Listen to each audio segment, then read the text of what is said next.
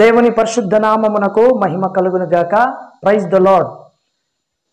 మరొకసారి యేసుతో నడుచుట అనే యూట్యూబ్ ఛానల్ ద్వారా మీ ముందుకు రావడం చాలా సంతోషంగా ఉంది. యేసుతో నడుచుట అనేటువంటి యూట్యూబ్ ఛానల్కి మీరు అందరూ కూడా సబ్స్క్రైబ్ చేయవలసిందిగా ప్రభు పేరట మనం చేస్తున్నాను. ఒక చిన్న వాక్యాన్ని మనం చదువుకుందాం. నా పేరు సురేష్ బాబు అండి. చిన్న వాక్యం చదువుకుందాం. కీర్తనలు 139వ కీర్తన. 139వ కీర్తనను ఒకసారి చదువుకుందాం. 139వ కీర్తన 18వ అధ్యాయాన్ని చదువుకుందాం. వాటిని లెక్కించదనని నేను అనుకుంటున్నా, అవి ఇంకను ఇసుక కంటే ఎక్కువై ఉన్నవి. నేను మేల్కొంటినా ఇంకను నీ యొద్దనే ఉందును.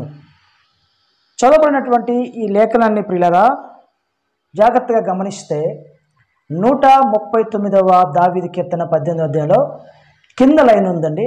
నేను మేల్కొంటినా ఇంకను నీ యొద్దనే ఉంటాను. దావీదు యొక్క జీవితంలో ప్రియులారా అనేకమైనటువంటి అద్భుతాలు దేవుడు చేస్తూ వచ్చాడు. ఒక గొర్రెల కాపరిని దేవుడు సింహాసనం మీద కూర్చోబెట్టాడు. అయితే ప్రియులారా తనకున్నటువంటి శోధనను బట్టి, తను చేసినటువంటి ఒక్క పాపమును బట్టి, తన ఉరియా భార్యతో చేసిన పాపమును బట్టి మరలా దేవుని సన్నిధిలో క్షమాపణ కోరుకొంచు, జిగటగా దొంగ ఊపిలో ఉన్నాను ప్రభు, పాపంలో పడిపోయిన ప్రభు అని 139వ దావీదు కీర్తనలో మాట్లాడుతున్న మాటలు. నేను మేల్కొంటినా ఇంకను నీ యొద్దనే ఉంటాను అంటున్నాడు. నా ప్రియ దేవుని సంగమా, దేవుని బిడ్డలారా, మనమైతే మేల్కొంటే ఎక్కడుంటాం? నిద్ర లేస్తే చాలామంది స్త్రీలు పల్లెటూరులలో ఇల్లు ఊడవాలని చెప్పేసి చీపురు పట్టుకుంటుంటారు. లేకపోతే కొంతమంది నిద్రలేస్తే పురుషులైతే పొలానికి వెళ్ళాలని నాగలు పట్టుకుంటారు.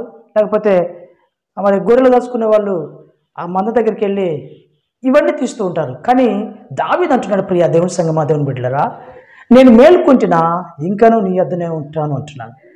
నా ఆత్మీయ జీవితంలో కూడా నా ప్రియ దేవుని సంగమా, దేవుని బిడ్డలారా, మనం మేల్కొంటే దేవుని దగ్గర ఉండాలి.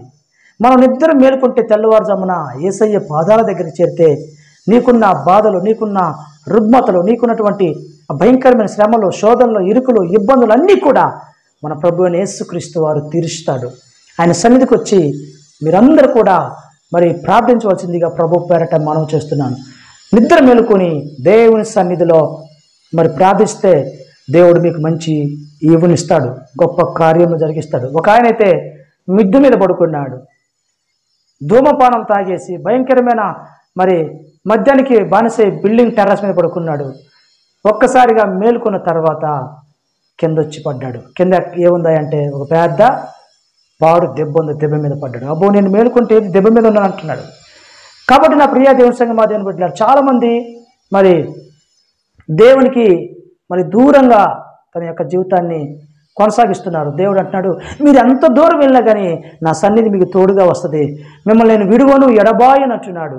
కానీ యేసయ్యకి అవకాశం ఇస్తే, యేసయ్య నీ హృదయంలో యేసయ్యకి చోటిస్తే దేవుడు నీ కుటుంబాన్ని, దేవుడు నీ బిడ్డలను, అదేవిధంగా నీ సంఘాన్ని ఆశీర్వదిస్తాడు. నువ్వు మేల్కొంటే తెల్లవారుజామున దేవుడి దగ్గర ఉండు, దేవునితో మాట్లాడు.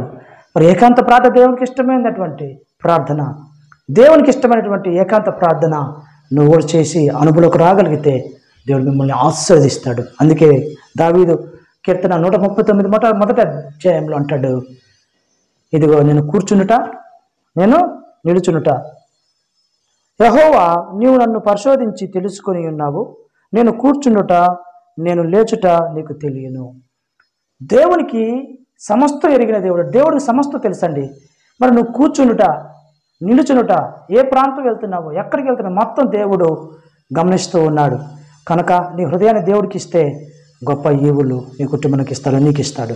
కాబట్టి నువ్వు మేలుకుంటే దేవుని దగ్గర ఉండి ఆయన పాదాలు పట్టుకొని గోజాడితే దేవుడు నీ కుటుంబాన్ని కాపాడుతాడు. ఈరోజు ఇంకా లోకంలో పడిపోతున్నావా, పాపంలో పడిపోతున్నావా, దొంగగా మారి ఆ దొంగతనంలో మునిగిపోతున్నావా, లేకపోతే భయంకరమైన జీవితంలో దొంగ ఊపిలో పడిపోయినట్లుగా నీ ఆత్మీయస్థితి వెళ్ళిపోతుందా? మరొకసారి దేవుడు రిటర్న్ అవ్వమన్నాడు. అంటే రీఛార్జ్ చేసుకొని నీ ఆత్మీయస్థితిని మరలా కాపాడుకుంటే దేవుడు నీకు మంచి ఈవులు ఇస్తానంటున్నాడు. దేవుడు క్షమిస్తాడు. క్షమించగలిగినటువంటి మనసు ఎవరన్నా ఉందా అంటే అది మన ప్రభు అయిన యేసు క్రీస్తు వాడు.